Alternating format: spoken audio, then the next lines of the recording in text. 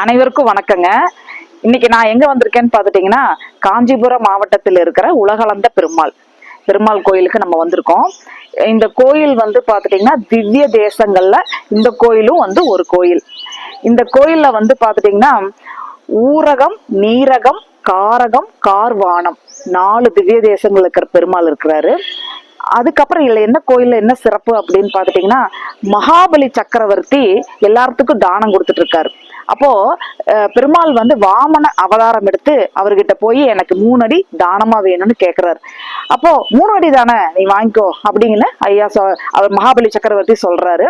அப்ப பெருமாள் என்ன பண்றாருன்னா, தன் உருவத்தை பெரிதாக்கி அது நிலத்தை ஒரு அடியாகவும் வானத்தை ஒரு அடியாகவும் எடுத்துட்டு மகாபலி சக்கரவர்த்தி கிட்ட சொல்றாரு, எனக்கு இன்னொரு அடி வேணும் கொடு அப்படின்னு கேக்குறாரு. அப்போ மகாபலி சக்கரவர்த்தி நம்ம தவற உணர்ந்து அவர் என்ன பண்றாரு, அவரோட கர்வத்தை அடக்கி என் தலை மேல ஒரு அடி எடுத்துக்கோங்க அப்படின்னு அவரோட தலையை கொடுத்தது வந்து பாத்துட்டீங்கன்னா இங்க வந்து காட்சி வந்து உலகளந்த பெருமாளாக இருக்கிறாருங்க.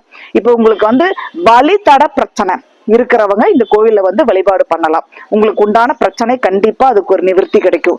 அதே மாதிரி திருவோண நட்சத்திரத்துல பிறந்தவங்களுக்கு இந்த கோயில் ஒரு சிறப்பான ஒரு பரிகார ஸ்தலமா இருக்கும்.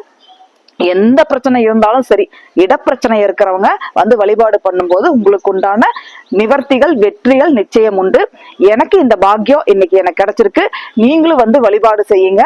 உங்களுக்கு கண்டிப்பாக வாழ்க்கையில இருக்கிற பிரச்சனைகள் நீங்கி ஒரு முன்னேற்றங்கள் நிச்சயம் உண்டு. அனைவருக்கும் வெற்றிகள் கிடைக்க என்னுடைய மனமார்ந்த வாழ்த்துக்கள். அனைவருக்கும் நன்றி.